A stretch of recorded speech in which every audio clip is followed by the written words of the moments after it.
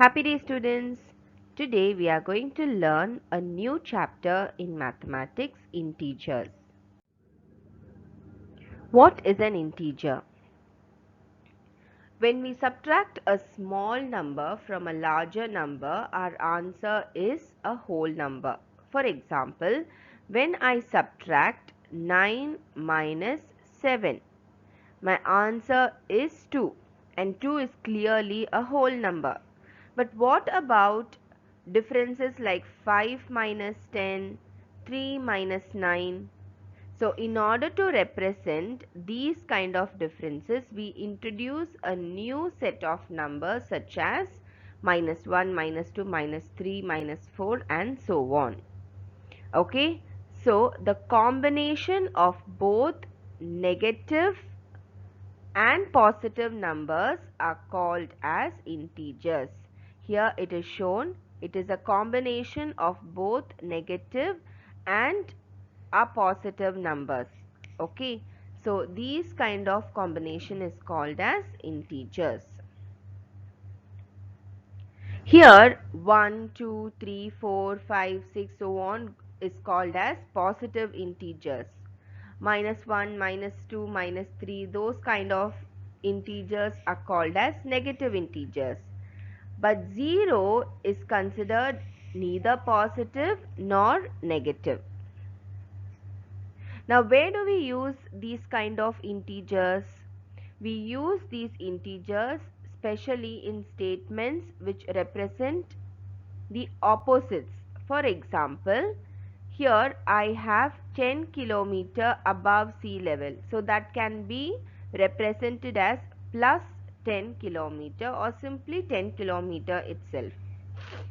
But for 10 kilometer below sea level, I represent it with the integer minus 10. That clear? So this is where we use integer and also to represent differences such as this.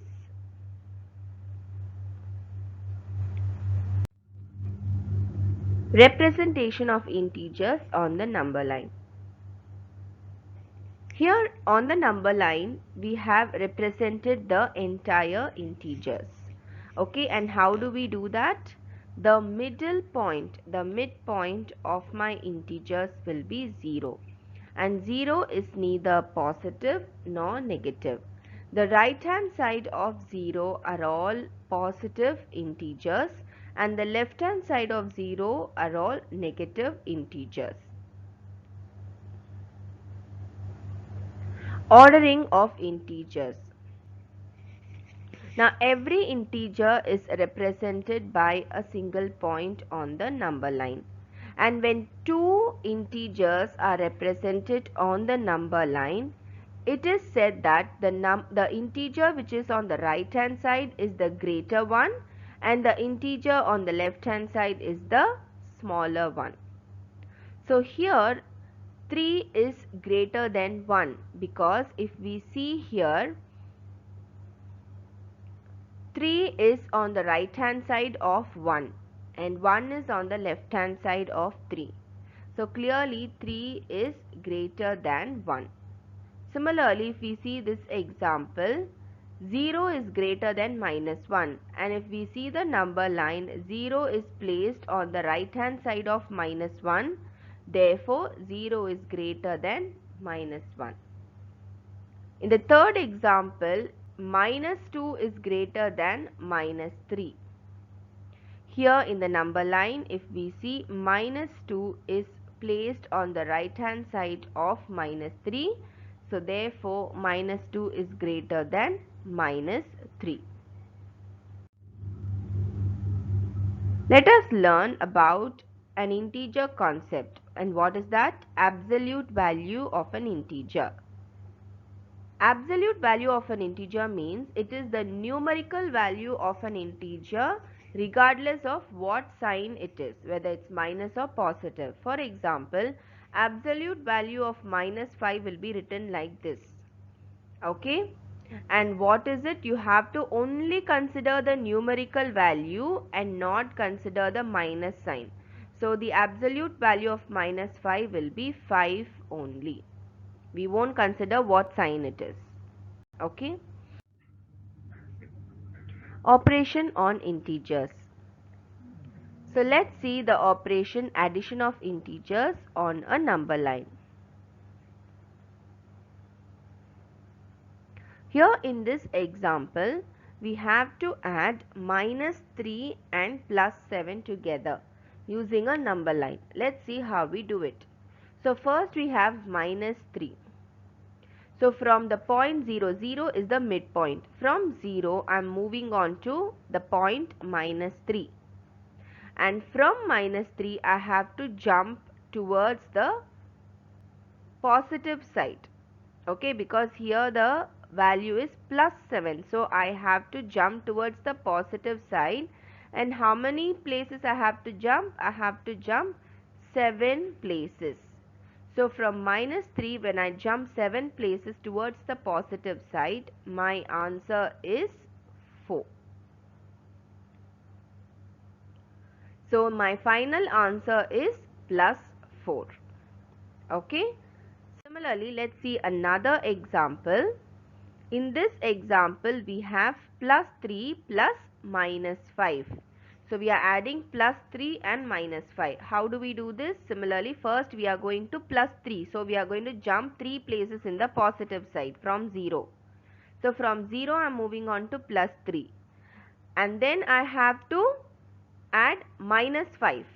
So from 3 I am going to move towards the negative integer side. But how many places I am moving? I am moving 5 places from 3. So it stops at -2. So the answer here is -2. Rules for addition of integers. What does the rule states? The rule states that when two positive or two negative integers are added, then we just add their values and give the sum their common sign. So let's see this with an example. The first example shows the addition of two positive integers. So what we do, we just add, and for the final sum we give the plus sign because that's the common sign. And in the second example, we add two negative integers. So what do?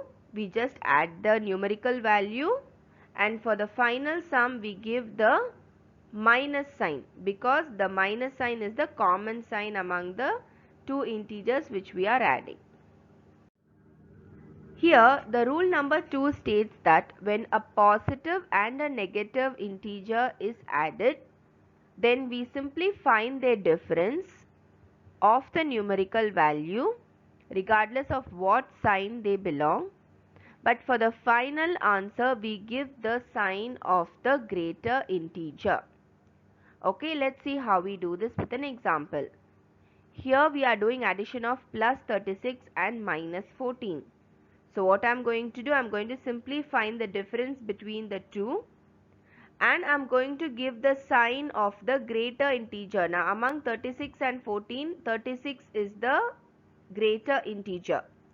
So what sign does it hold? It holds the sign plus. So my final answer will be +22. In the second example, we are doing addition of -50 and +23. So again, I will just find the difference of the numerical value 50 and 14. My answer is 36, but here I am going to give the answer the minus sign. And why I am giving the minus sign? Because the greater integer is a negative integer. It holds the minus sign. That's why my final answer also gets the minus sign. Properties of addition on integers. First, let's see the closure property of addition on integers. When we add two integers, our answer will always be an integer. That is, the sum of two integers will always be an integer. Let's see this with an example. 3 is an integer, 5 is an integer, and when I add them both, my sum 8 is also an integer. And in this example, if we see, 3 is an integer minus 5 is an integer. When we add them both, the sum minus 2 is also an integer. Next we'll see the commutative law. If a and b are integers, then a plus b is equal to b plus a.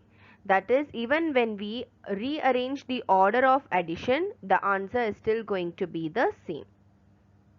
Then we will see what is associative law. This property states that when 3 or more integers are added, then the sum will be same regardless of how we group them. Now in the left hand side over here of the equation, a and b is grouped together and c is left out. On the right hand side, a is left out and b and c is grouped together. And when we substitute the values of a, b and c, which are integers, in this equation, both the sides we will get the same answer. The example is shown here. A is minus b, b is minus 7 and c is 3. When we substitute these values in the given equation, then both the sides we get the same answer. Successor and predecessor of an integer. Successor of an integer. Let us consider a be an integer. Then a plus 1 will be the successor of a. That is, with whatever given integer, when we add 1, the answer we get is the successor of that integer. In an easy way, if you say, successor is nothing but which comes right after the given integer. Here in these examples, I have shown successor of 10. In successor of 10, what comes right after 10? It is 11. That is, when I add 1 to 10, the value I get is 11. Successor of minus 15 will be minus 14. Okay, that is, when I add 1 to minus 15, the value I get is minus 14. Predecessor of an integer. Predecessor is just the opposite of successor. It is just one before the given integer. That is, the previous value of the given integer. So, predecessor of 90 will be 89. Predecessor of minus 20 will be minus 21. The value which is before the given value. Rules for subtraction of integers. Here the rule states that in order to subtract an integer from another integer, we need to take the additive inverse of the integer that is to be subtracted and then add it to the other integer. Okay, let us see this with an example. Here we subtract minus 8 from 7. So first I need to find the additive inverse of the integer which I am going to subtract. So the additive inverse of minus 8 is plus 8. Then the next step is this additive inverse I need to add it with the other integer. So it will be 7 plus 8, the answer 15. Properties of subtraction on integers. The first property is closure property. By now we are well aware of the closure property. It states that when a and b are integers, then their difference will also be an integer. The second property states that if a is any integer, then a minus 0 is a, which is also an integer. If a, b and c are integers, then the difference between a and c will always be greater than the difference between b and c. Multiplication of integers. Here the first rule states that when we find the product of two integers with different signs, then we multiply only their numerical values regardless of their sign, and then we give the minus sign for the final product. For example, I have 7 into minus 8 here. I need to find the product of 7 and minus 8. So what I do, I multiply only the numerical values 7 and 8 and get my answer as 56. And for 56, I will put the minus sign. The second rule states that to find the product of two integers with the same signs, we simply multiply their numerical values regardless of their sign, and then we give the plus sign to the final product. Okay, that is, for example, if we have 4 and 9, both are of same sign, that is plus. Or even if we have minus 4 and minus 9, we just need to multiply their numerical values, get the answer, and for the final answer, the sign will be plus. Properties of multiplication on integers. The first property is the closure property. This states that the product of two integers will always be an integer. For example, 3 multiplied by 5 is equal to 15. When 3 and 5 are integer, 15 is also an integer.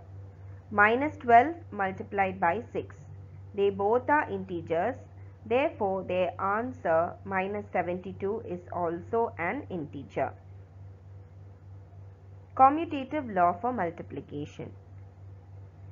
For any two integers a and b, we have a multiplied by b is equal to b multiplied by a.